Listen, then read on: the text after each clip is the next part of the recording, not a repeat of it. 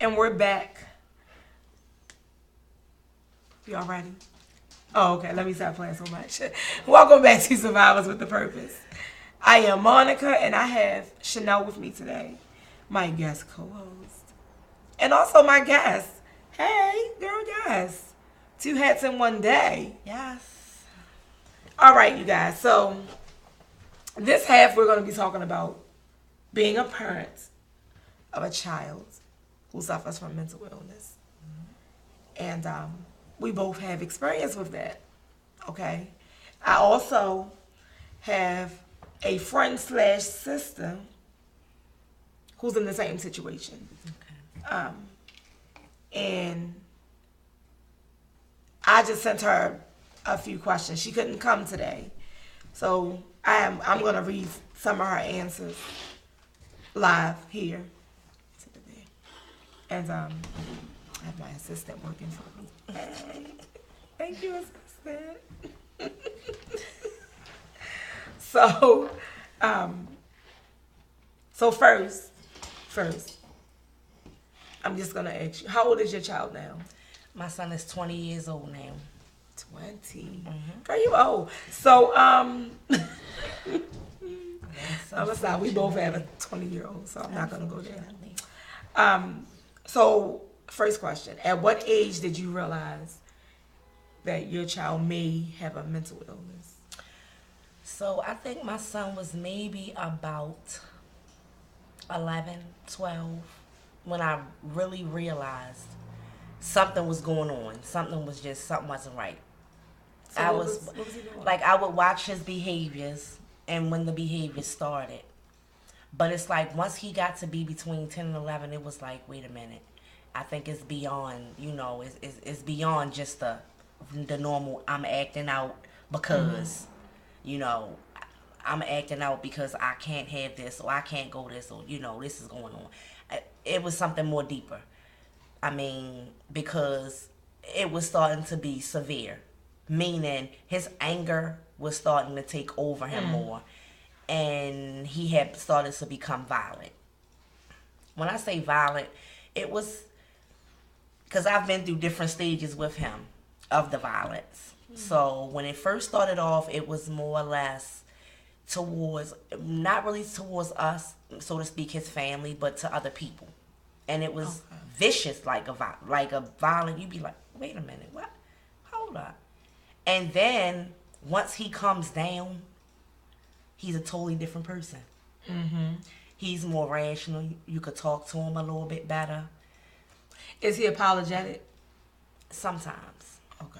Sometimes. It depends. Now, towards family and close friends, yeah, he's very apologetic. But towards a person that to him is like, and he would say this, don't mean nothing to him. That's just that person that don't mean nothing to me. Then it was like they should have never did whatever they did. Right. So it just sounds so familiar, y'all. That's why I had my little smile. It just resonates. Like, oh my goodness, like our kids are one of the same. Yes. And it's crazy because I actually like saw some things in my family, some of my family members, when my child was going through what he was going through. But in my type of family, in my household, in my mother's household, it was just like some things you just don't discuss. It's happening. It's happening, but oh no, we're not gonna discuss that. See, and that is kind of something I talked about on a previous show.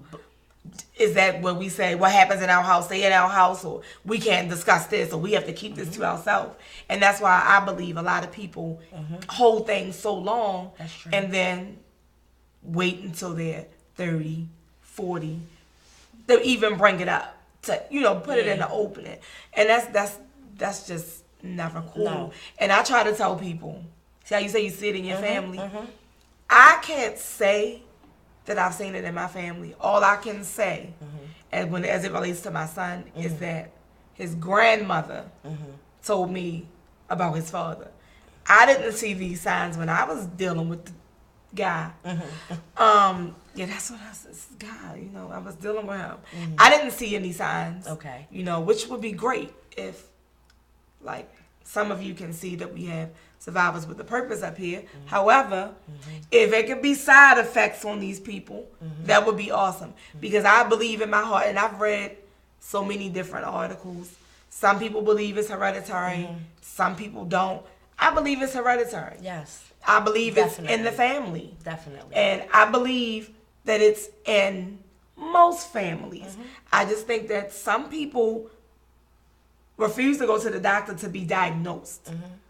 That's true. I really believe, especially in the black community, we don't want to be diagnosed. Labeled. From fear of being labeled. Exactly. They don't. No one wants that label on them. So, you know, to kind of like hide from that labeling, we'll just say, Lil Randy bad is HELL. Wait a minute. Oh, that's the terrible twos. Yeah. See, that's more or less what we'll say rather than sit back and actually think, well, wait a minute, it's a problem. See, my you know, my parents and think, you know, they would feel as though what I just said, you know, oh, it's not the terrible twos and oh, he gonna grow out of it, and you know, but by me being with my child every day, and I am the one ultimately going through everything because he lives with me. I'm his sole provider. So I'm the one that's watching these mood swings, and I'm watching him go from 0 to I'm watching it's these not things. even 100 no more. And I'm in my mind. I don't know if it's because I dealt with, like, I'm not a nurse, but I'm in the medical field, and I've done a lot of things in the medical field, and I've seen a lot of things. So I don't know if maybe that type of thing is what made me pay closer attention to my child and what he was needing and what was going on with him, rather than, oh no, I'm gonna just listen to my mother saying she watch him and he just bad. I knew that something was going on, right? And I wanted to, being the type of parent that I am, you know, I wanted to, whatever it was he needed, I wanted to give it to him. That's right. I wanted to give it to him. I wanted to make sure that I took all avenues to make sure that whatever was going on with him at this age would not carry with him until he was an adult, and then it became something different. And and not treated. You understand? Yeah. Because that's when it really gets worse. Yes. When it goes untreated, because I know for a fact, okay, I didn't immediately get my son medicine. So I know he was a teenager. It was like early teen though, like preteen, like 12, 13, when I even entertained the doctor's thoughts of medicine, because I always heard about the Ritalin and what it do to the kids and this, that, and the other. And I was like, oh, I don't want my child like that. Right. I didn't want that. So I did the, you know, oh, you can have a counseling, you know, therapy, you can get, but I didn't want the medicine. But then it gets to the point because it's not being treated. It's not being treated. So therefore it's escalating. Yes. It's getting to be too much to handle. Yes. So definitely. Not with just the, as you said, being violent, however it started. His behavior, oh, people away from home would be like, oh, he's so respectful and he's the, well, really? Not at home? Yes. Really? So then it would flip-flop. He would be off the chain at school, but okay at home. It was really confusing. Now, baby, it can be off the chain any given moment. Yes. Okay, yes. He's 21, but at the drop of a dime, it can be either way. Yes. Either way. So my son has a child. He has a 2-year-old daughter.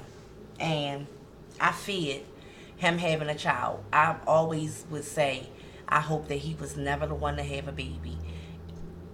It's sad, but because of what I went through and what I watch him go through on a daily basis, because he's not medicated. He does not medicate himself.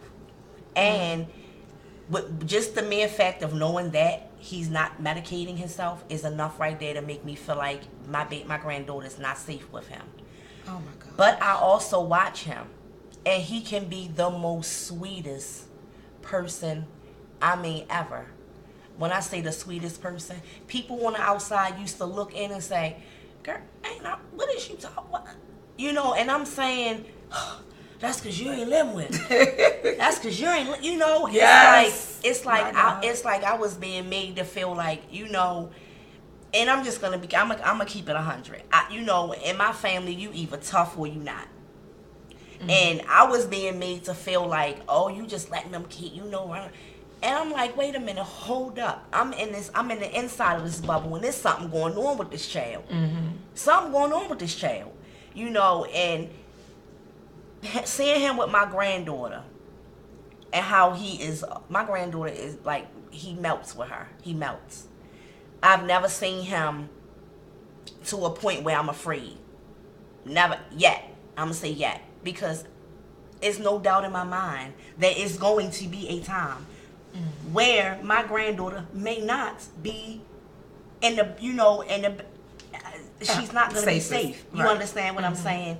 And with him not being medicated, it makes it that much worse because you cannot have a logical conversation with him about anything.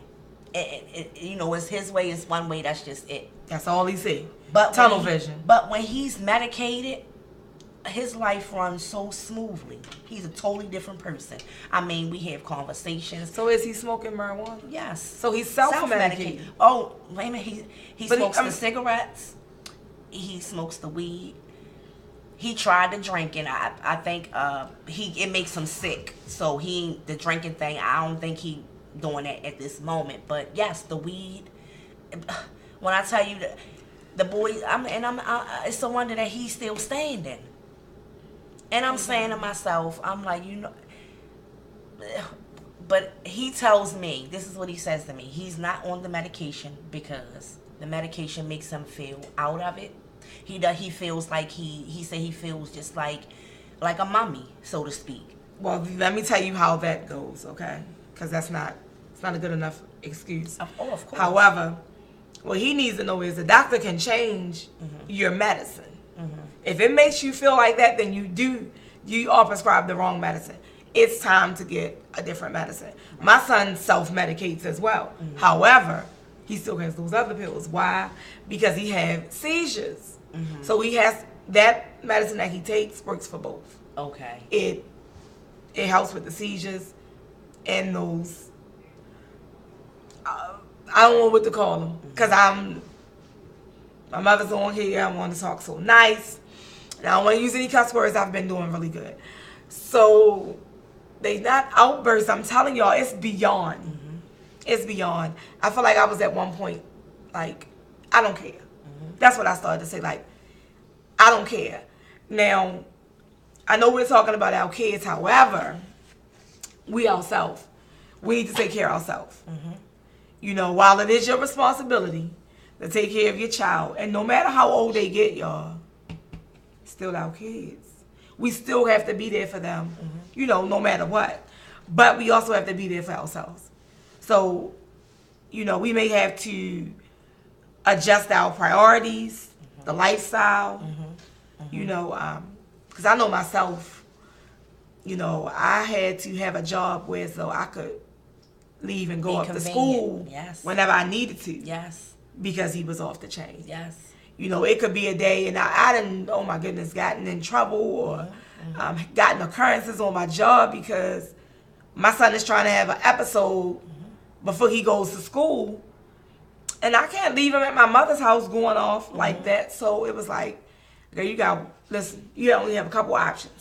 You either going to have to call out of work or leave and let it be a problem for my parents. And I couldn't do that. I couldn't leave him at my house to be a mess, and I couldn't leave him at my parents to be a mess. So it was like, okay, well, listen, I cannot. I would call and get him EP for a psych eval. Sometimes they kept him, sent him to Shepherd Prayer. Sometimes they didn't. Oh, well, he's not a danger to himself. Now, that's a whole nother story. We'll get back there. See, but my son, believe it or not, my son had the doctor psyched. He had these people thinking that he was just as sane as you and I. That nothing was wrong with him. That's because they calm down and then they on a whole nother level. I had a doctor call me and tell me pretty much that I needed to be seen. Was I okay? Oh my gosh. For me to have to ask this lady, are you serious, miss? by the time he gets to you, he's calm. Right. The whole incident is Done. blown over. And see, that's the thing. And my mother is watching, and I tell her all the time. You know, you have those people. What's the word I'm looking for? You have those people who, if you say no, they say yes. I always tell her, that's your son. That's your son. Because if I say no, you can't. I'm not giving you $20. He want to have an episode. But guess who's going to give him that $20? It used to be my mother. So mine said, I'm going to help you out. It used to be my mother. Well, guess what? My father done stepped up. Now it's him. They going to make sure it happened. He's going to get what he asking for. So he can get out their hair. Don't bother me. Don't ask me. Here you go. If I say no, it's, oh my, she don't do nothing for me. She don't, she love her daughters more. And I be like, Amen, you. Oh no, listen, and I believe this wholeheartedly. I feel like all of my children are spoiled. They just spoiled differently. It's all to a different degree. My oldest daughter will tell you that my youngest is spoiled. She is. She's the last one. Right. So she do get slightly, more than I've given them. And she even know it because, don't you, Diamond? You give her a little more. Okay? You do a lot for your sister. Don't act like you don't, okay? Because I ain't even going to sit here and lie. I mean, tell a fib. My mother's watching. She don't like when we say that word. However, I don't pay my daughter's cell phone bill. Her sister pays that. See? She over there smiling, y'all, because she knows. She spoils her. Okay? Okay? It's not me. However, my son will... Oh my gosh, I remember he told one social worker or something when we was at the hospital, she don't love me, she love her daughters more. That hurt me to the core. Like, that's not true. That is definitely not true. I had somebody say everybody has a favorite child. I feel like all of my children are my favorites because they're all different. Right. They all have different personalities. They're all different. And I love that about them all. Because they are different. I don't have a child that's out there in the street. Love that even more. I don't have a teenage parent. Hey, I love that even more because I was a teenage parent. So I love all my children the same. It's just that each one of them, our bond is totally different. A lot of times, and like y'all know it, my son's birthday coming up. He be 25. I don't have any current pictures with him. Absolutely none. So if I post any, it's going to be from when he graduated from Fortis, maybe even high school. I don't have anything current. However, my mini-me, y'all, we take pictures whenever we get ready. It's a whole bunch of us. Diamond. Oh, y'all love me. Oh, I love you in the test too. Anyway, so look, Diamond, I be trying to get her to give me a picture. Like, can I get a picture? I have to go and screenshot pictures off her little Instagram. Okay, like they don't, like our bonds are different. Me and my mini-me are closer because we spend more time together. And see, with me, it's opposite. My other two children, my daughter is 24 and my youngest is 18. And they feel like I show my 20-year-old more attention. They feel like I feel like, it's just, I run to his every beck and call whenever it's something about him or whenever it's him, he needs something, whatever. I'm going to run to him because they feel like if you don't give him, he going to go off. See? But what I had to get them to understand is pretty much the same. I love all of them the same. It's just he has special needs. And he requires a little more attention than they do. And I tell them that the majority of the attention that he's getting is not what they think. It's negative because he's done something's going on, and I need to tend to him. So it's more of a parenting thing. Not that I care about him any more than I care about them. Right. It's just that, like I tell them, each one of my children have certain situations. I have a daughter who's 24 who's transgender, but that's another whole subject. But yes, we're not going to I deal with my daughter differently than what I deal with with my sons. It's not because I care or love her even. It's just each one of my children I deal with, I have a different type of relationship. Yes. But it's all, the love is the same. Yes. The love is the same. Yes. So, to getting back to us taking care of ourselves, because that right there is very important. Mm-hmm. You know, and in some cases, I'm going to hurt her. In some cases, the stress of raising a child with mental illness can contribute to, you know, a mental health challenge for us. Mm-hmm.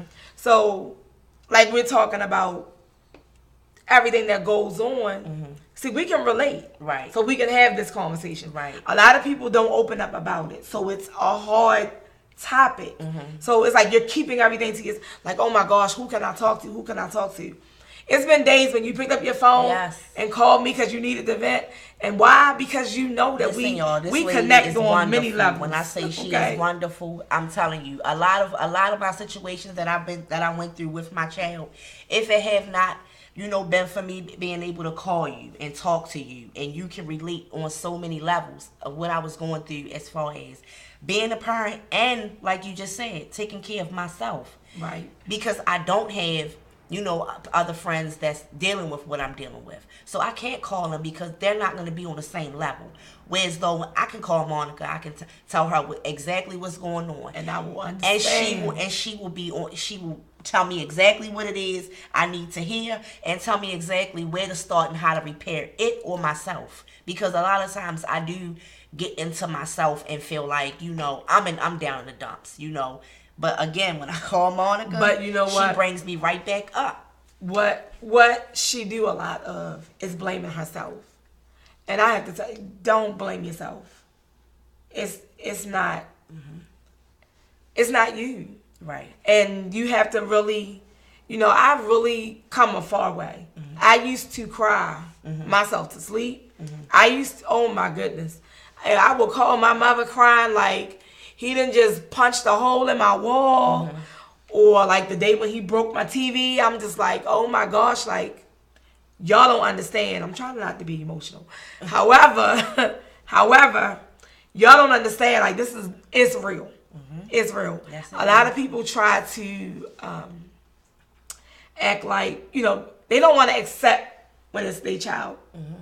You know, a lot of people will post, and I know I do post a lot about my mini-me, but that's my mini-me. Like, she's me. She's my grandmother. She's me. Mm-hmm. We spend a lot of time together, and I don't know if that's what, I mean, that can't be really like what his issue is. I know he see it because I had blocked him one time on social media because I don't want to see the stuff that he posts.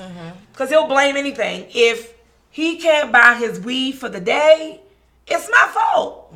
Yeah. It's my fault. I get blamed for everything. And I try to go above and beyond to make sure he's straight.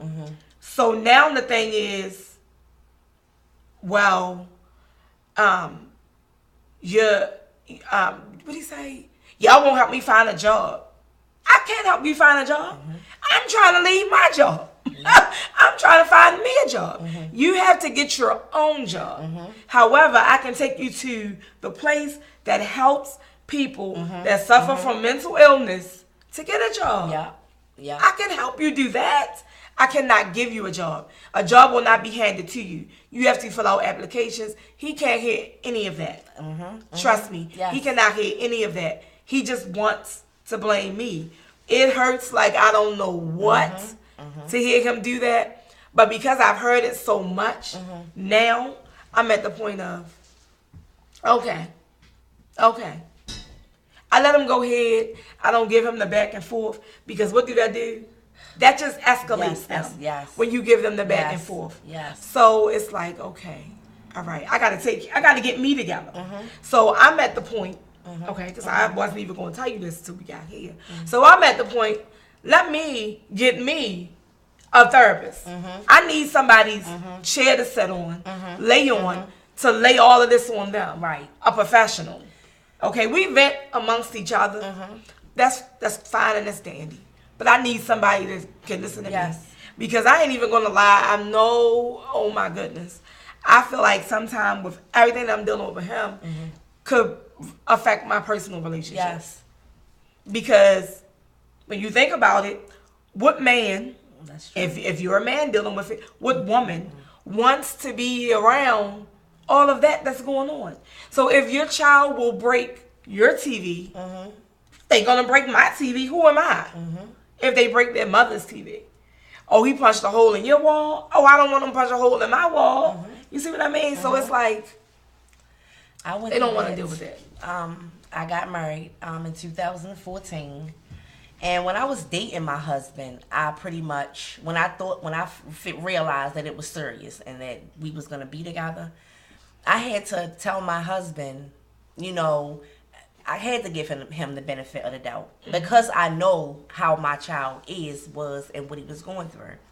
So I had a conversation with my husband, and I explained to him what was going on with my child. And I told him, I said, I'm giving you the choice to stay or to leave. And I said that to him because the choice to stay means that this is our problem now. Right. The choice to leave means, and I respect you if you leave. You understand what I'm saying? And my husband stayed. And my husband has been through just as much with me and my son that I have been through by myself. And he, you know, he takes the time with my son, whatever. But him and my son clash because exactly what you said. That is my husband. And he's not going to allow my son to disrespect me or to carry on a certain type of way. But he understands what he's going through. You understand what I'm saying? So it takes a real man, a serious man, that's actually stay by a woman's side when they're going through these types of things. My mother said, your brother say that about you because you are spoiled. I'm not spoiled. I don't care what she said. She said she treated me different because I was the only girl. Listen to me, okay? Listen to me. I'm not trying to hear it, okay? I don't know what you're talking about. I was not spoiled. And they can be mad and they can stay mad. Now, they can stay mad. Am I spoiled? Am I still spoiled, Ma? Really? You know what? I'm sorry. You might be right. I think I am. You might be right. I think no, listen though. Listen, Mom, because really quick, because I'm going to need to go back to our topic, but I am spoiled. But again, it goes back to the same thing that I say about how much time me and my mini-me spend with each other. I talk to my mother every day. Lord knows I'm not supposed to be on the phone at work. But I calls my mother every day, 9-ish, 10-ish, whenever, like, if there's nothing going on, if there's something going on, then I'm going to call her around 10 o'clock. But she know to be expecting my call. Right. Because sometimes when I call her, she be like, oh, you late calling me. You know? So we talk every day. I used to go to their house every day. Like, don't let that fall from each other. Oh, okay. But it's like, I see my parents all the time. So let me say this. Shout out to my brothers. Y'all mad? Y'all still mad? Oh my goodness. I'm whole 40. Y'all still mad? Y'all can talk to them too. Call them. Stop by more often. I invite y'all to stop by my house too. Just don't be scared of Rocky. You know, he's a big Rottweiler now. I'm scared of Rocky. Yeah. I'm scared of Rocky. Why? He's a good boy. But no, y'all, somehow this live ended and I don't know why, but we're back. But no, really, like honestly, you know, we saying a lot about the kids, but we still need to take care of ourselves. You know, so I did. However, let's get to some questions because I did. You know, there's always somebody. There's always the people that you don't know. However, there's some people who always speak about it. Because as I was speaking earlier about my sister / friend, my friend said / sister, my sister from another mother and father, Anetra, she's on one of these lives. I think she's over here. However, I sent her some questions and I asked her pretty much some of the same, you know, that I asked you. And I asked her when did she realize, you know, that her son may be suffering from mental illness. And she says that he was 2 years old She said at 2 years old, she realized he had some issues with sitting still. Girl, sitting still. Taking me back. She said he showed some signs of aggression, depression, and anxiety. I had taken him to his peds doctor. They told me that that's normal for a 2-year-old. True. They always say that, right? I heard that too. The terrible twos, right? So, hey, Anetra, yeah, she's on there. I'm sorry. So, she said when he turned 4, things had gotten worse, which is kind of like what I said. So, they referred him to a psychiatrist and a therapist. He was evaluated, and of course, the first diagnosis is always ADHD, okay, and mood disorder. So, seeing a regular therapist, but you know, things was not getting better for him at home or in school. So, I mean, she said medication was mentioned when he went in at 4.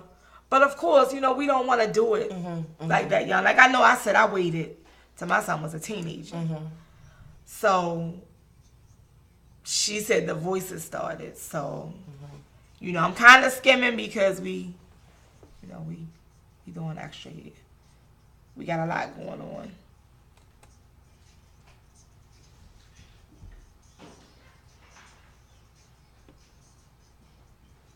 However, when we was talking about self-care, she said that she didn't seek help for herself until he was about 12 years old. So from, as you can see, you know, from what, 2 until 12, that's a long time to be dealing with that just yourself. You know, keeping everything in. But I'm sure, because I know the family, she had a good support system. You know, over the years, she says, of caring for him, she got depressed and contemplated suicide twice. So she said she felt alone and things wouldn't get better. She began therapy for herself and continued to see her psychiatrist. That helped take some of the pressure. So I get it. Now I haven't been to that point. However, I do feel like it's long overdue. Yes. To talk to someone. It's good that, you know, we're able to talk to each other. But a professional is always good anyway because of the judgment part. A lot of people I feel like go to professionals because they're not judged. Because they can go there and, like you said, lay everything out, and this person is gonna, you know, let me know that I'm okay. I can handle this. Right. And they can let you know what you're doing right and what you're doing wrong, and give you some strategies of how to deal with certain things. Right. So yes. And see, here she said she started going to group meetings with parents that was dealing with the same issues that she was dealing with. I did that a few times. So she continued to work with the doctors and, of course, family. Family is a plus. Family to help. So things, you know, got better. You know, so now she gave us a bonus. Okay, so she giving us basically an update. So remember, she found out at 2 years old. It was 2 years old, same as I did. So it was 2 years old until now. He's now 18. You know, we're talking about Anetra's son. He's now 18, but he has the mindset of a 12, 13-year-old. So they still do therapy and work with each other. He still takes his meds, which is great. Yes. Okay, that is great. And he's on his way to graduation from high school. He has found a job that he can do at his own pace. That is good. That is awesome. Yes. That is definitely awesome. Now, my son will get a job. Keeping the job is the problem. He'll get a job. He'll work 4 to 5 months maybe. I think the longest he can hold a job maybe is 5 months. And before you know it, he done zapped out on those people. Oh, my goodness. And he fired. So that is great. That is great. That is great. Oh, my goodness. I would love to know how, I guess over the years of her son taking the medication is what, like, made him still take it, because you know a lot of kids, when they get to a certain age, they'll stop taking it. Oh, indeed. So and just think that smoking marijuana is it. Yes. So I don't even think my son. Really want to say he take it every day, but I can't, because he don't live with me. Right. So I can't say yes, he takes his medicine every day. However, if he can hit a blunt every day, he's gonna hit that blunt every day. I'd be mad that he's smoking. However, he's calm, and I don't have to deal with the rah-rah, the extra, you know, this, that, and the other. So I mean, and the doctor even said it don't work well with the meds. No. The meds and the marijuana don't work. But however, the doctor not home with nobody. Yes. The doctor's not at my parents' house when he's there. Me and my husband would go at it, because I mean, I feel that pretty much that same way. Of course I would love for him to be on his meds, and I would love for him to be doing all of the right things. But me and my husband would go at it, because my husband felt like, first of all, he's smoking weed. That's disrespectful to you in your house. I get it. Oh, no smoking in the house. I get it. However, my son, you know, he slept in the basement. Of course, he likes to be away from everybody. That's okay, as long as I can check on him, whatever. You want to be in a dungeon, whatever. But I would allow him. Now, this is past 18 now, not nothing under 18. But over 18, yes, and I would, because my house would be so much more calmer and quieter.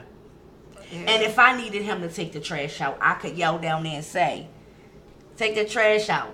What, no problem. See, you said take that. But listen. When I ask him to do something, it got to be in pure question form. It can't be like you telling him. It has to be like an option for him. Oh, hey, can you take the trash out? See that? Can you take the trash out? If I say, take that trash out, girl, it's going to be now, I could, now, again, when he's in his, I guess, his bubble, I'm going to say his bubble. She keeps calling it a bubble. I could certainly, because I am my son's trigger. And I realize that. I am my son's trigger. I say that all the time. I am my son's trigger.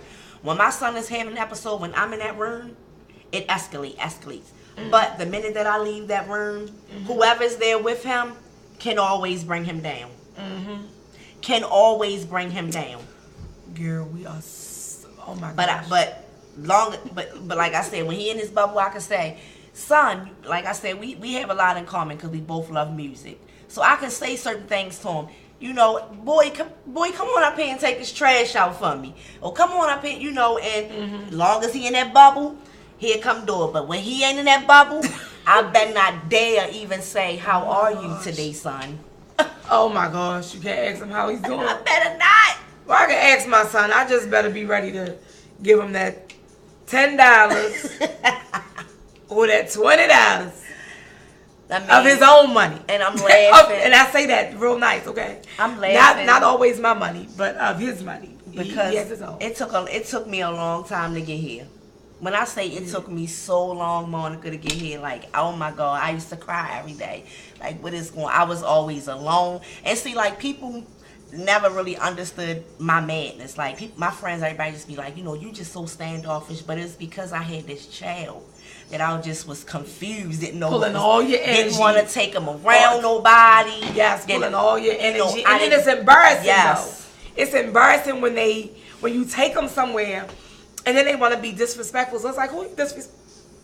Yes, but that's not even the answer. And you can't take that type of approach with them. That's not even the answer, because if you give them violence and all that other stuff, they're gonna give it right back to you. 10 times, and then you can't handle it. You can't handle it, then it's too much, and then it gets the men around involved. Yes. And it's just a mess. Right now, my son is not speaking to me. He hasn't since June. But I still call to check up on him. He don't know. I still call to make sure he okay, you know. And my husband tell me at some point, you got to let go and let him come back. And I get it, but that's my baby. Like, that's all I know. I'm telling you, I used to be like, look, I'm done. Don't call me. I tell my mother, don't call me and tell me nothing. I don't care no more. Listen, it's still my son. So like, listen, y'all, no, for real, no No joke. No, and my mother still don't hear y'all. I told y'all I can't say that word. No fibs, okay? Listen. If something happened in Southwest Baltimore and I see it on the news, Murder Inc., Facebook, what? Is my son there? Can you call this phone and make sure he okay? Because I don't want to call me like, yo, why you need to know where I'm at? I don't want to hear that. So, Ma, can you call him and check on him and make sure he good? That's me. I have to. Because I care. I'm concerned. If he's not in the house at 12, 1 o'clock and I'm awake enough to call my mother and be like, is he in the... Listen, Ma, call him. Because I know I can't do it. Because then I'm at to hear all the extra stuff. Why you... I don't want to hear it. I just want to make sure you're safe. Right. That's okay? It. That's all. All right, y'all. We didn't get the red flag, the white towel, whatever you want to call it. We didn't get that yet. However, we can go forever talking about this. We're going to do a round table on mental illness. Because it's not just, our children. We have some of us, that admit. Like Anetra herself just admitted that, she was to the point of, contemplating suicide. So I think that's going to be our next move, a round table of this. Okay, ladies and gentlemen? It'll be great if there's a man that can join the conversation.